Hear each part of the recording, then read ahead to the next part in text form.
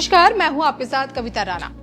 अब ना ही पाकिस्तान की नापाक साजिशें काम करेंगी, ना ही बलूचिस्तान को खुद की आजादी के लिए तड़पना पड़ेगा और ना ही सोचिए हिंदुओं को अपनी कुल देवी के दर्शन के लिए इंतजार करना पड़ेगा, क्योंकि अब की बार 1652 किलोमीटर की दूरी से एक शिव भक्त को शक्तिपीठ से बुलावा आया है। भक्तों की डिमांड बलूचिस्तान का अस्तित्व और सबसे बड़ी बात की मां हिंगलाज शक्तिपीठ के दर्शन। इनका आपस में इस वक्त क्या कनेक्शन बन रहा है, देखिए इस पर हमारी ये खास रिपोर्ट।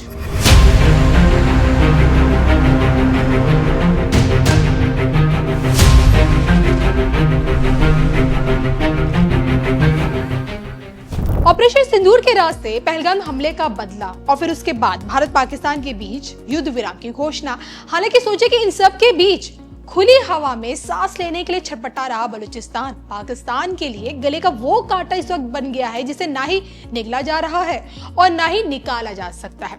आज का बलूचिस्तान अब देखिए पहले जैसा बिल्कुल नहीं रहा, जो अब तक पाकिस्तानी हुकूमत में दबकर सांस लिया करता था। दरअसल देखिए एक लंबे समय से पाकिस्तान का पेट पालने में बलूचिस्तान ने अच्छा खासा योगदान दिया, लेकिन जैसे जैसे पाकिस्तानी सेना के जुल्म की दास्तां बढ़ती गई, पाक आईएसआई की पकड़ बलूच लोगों पर कमजोर होने लगी। पाकिस्तान के इसी सबसे बड़े प्रांत में 16,000 से भी ज्यादा खदाने हैं और यही खदाने वो खजाना है जिसे पाकिस्तानी हुकूमत ने शातिर ड्रैगन के हाथ गिरवी कर दिया।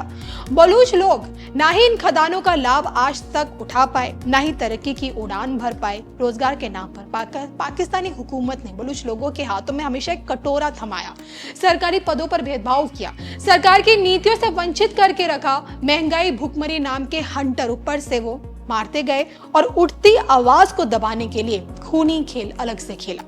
आज भले ही पाक आर्मी चीफ असीम मुनीर बलूचिस्तान को पाकिस्तान के माथे का झूमर बताते हैं, लेकिन झूमर की रोशनी को कभी रोशन नहीं होने दिया। इन्हीं कारणों के चलते समूचा बलूचिस्तान पाकिस्तान से आजादी की मांग कर रहा है। एक लंबे समय से बलूच लिबरेशन आर्मी का पाक आर्मी के साथ खूनी संघर्ष चल रहा है और तो और सोचे बलूच लोगों ने खुद की स्वतंत्रता का भी ऐलान कर दिया है। बाकायदा मोदी सरकार से दिल्ली में बलूच दूतावास खोलने की इजाजत भी मांगी और विश्व पटल पर यूएन से खुद के लिए एक अलग देश की मान्यता देने की भी मांग की है। लेकिन क्या आज का बलूचिस्तान पाकिस्तान से अलग होने की ताकत रखता है? नहीं, तो फिर क्या यही ताकत उसे भारत से मिलने वाली है? हम सभी जानते हैं कि बलूचिस्तान खुद की आजादी के लिए भारत की तरफ हमेशा उम्मीद भरी निगाहों से देखता है और अब जब बलूचिस्तान की रक्षक कही जाने वाली मां हिंगलाज शक्तिपीठ से पीएम मोदी को बुलावा आया है, तो ऐसे में क्या बिना पाकिस्तानी वीजा के 100 करोड़ हिंदू बलूचिस्तान दौड़ेंगे? ये सब जानने के लिए बने रहिए हमारे साथ। मोदी की शक्ति, योगी की कुल देवी, बलूचिस्तान दौड़े 100 करोड़ हिंदू, पाकिस्तान के खिलाफ उतरेगी इंडियन मिलिट्री। देखिए सिर्फ धर्म ज्ञान पर। बलूचिस्तान की दुर्गम पहाड़ियों में विद्यमान 51 शक्तिपीठों में शुमार मां हिंगलाज का धाम, जिसके लिए तो सिर्फ यही कहा जाता है कि हिंगलाज में तुम्ही भवानी महिमा अमित ना जात बखानी। मां हिंगलाज भवानी के दर्शन करने की परंपरा अनादिकाल से चली आ रही है। यहीं पर मर्यादा पुरुषोत्तम प्रभु श्री राम पहुंचे, यहीं पर भगवान परशुराम के पिता ने घोर तप किया और यहीं पर गुरु गोरखनाथ से लेकर दादा मखान और गुरु नानक जैसे तपस्वी संत महात्माओं ने तप साधना की और जो कि यहाँ शक्ति का जागृत रूप स्थापित और जिस कारण कट्टरपंथी ताकतें इस मंदिर को चोट पहुंचाने से हमेशा कतराती है। यहाँ के बलूच जो धर्म से मुस्लिम हैं, लेकिन खुद को माँ के भक्त भी मानते हैं और इसी के चलते बलूच लोग मां हिंगलाज शक्तिपीठ को बलूचिस्तान का रक्षक मानते हैं और इसी रक्षक देवी के दर्शन करने की इच्छा भारत में रह रहे 100 करोड़ हिंदुओं में अब जाग उठी है। हाल ही में राजस्थान के दौसा से हिंगलाज देवी के भक्तों ने पीएम मोदी से एक अनूठी और एक भावनात्मक मांग की है।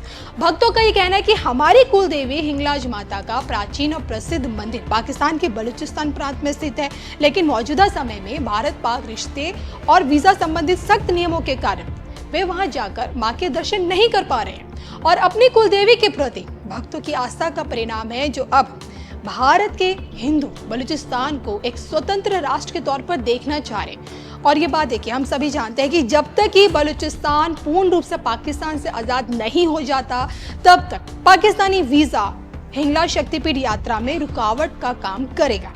अब तो आप समझ चुके होंगे कि फाइनली शिव भक्त को शक्ति का बुलावा आ चुका है। अब बस देखना यही बाकी है कि दर्शन पाने का इंतजार पीएम मोदी को और कितना करना पड़ेगा। आपको ये स्टोरी कैसी लगी, कमेंट करके बताइएगा जरूर। मैं देशवासियों से कहता हूं,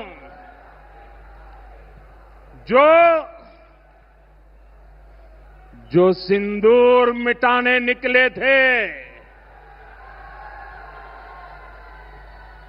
जो सिंदूर मिटाने निकले थे, उन्हें मिट्टी में मिलाया है।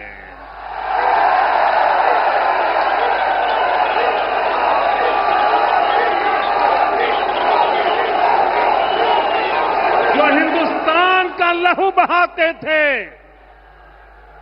जो हिंदुस्तान का लहू बहाते थे, आज कतरे कतरे का हिसाब चुकाया है।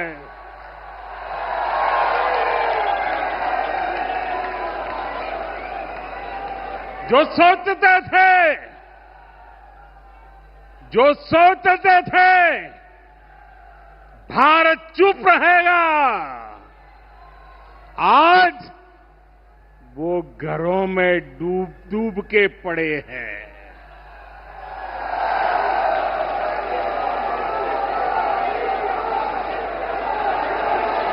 जो अपने हथियारों पर घमंड करते थे, जो अपने हथियारों पर घमंड करते थे, आज वो मलबे के ढेर में दबे हुए हैं।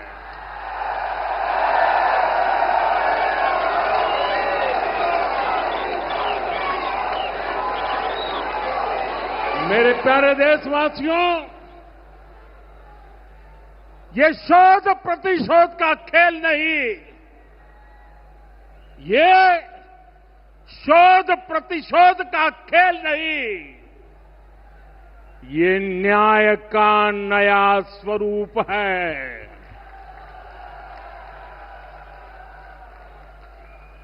ये न्याय का नया स्वरूप है। ये ऑपरेशन सिंदूर है।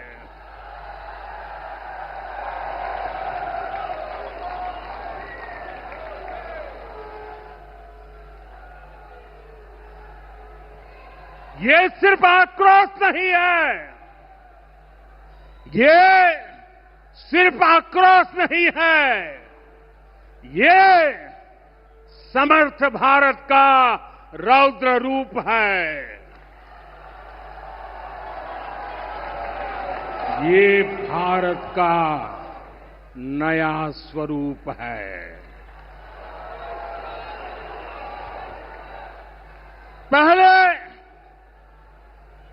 पहले घर में घुसकर किया था वार, पहले घर में घुसकर किया था वार, अब सीधा सीने पर किया प्रहार है।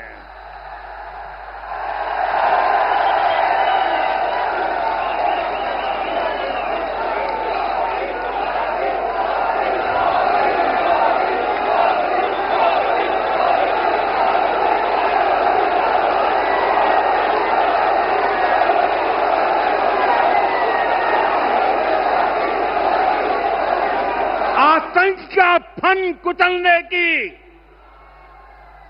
आतंक का फन कुचलने की यही नीति है, यही रीति है, यही भारत है, नया भारत है।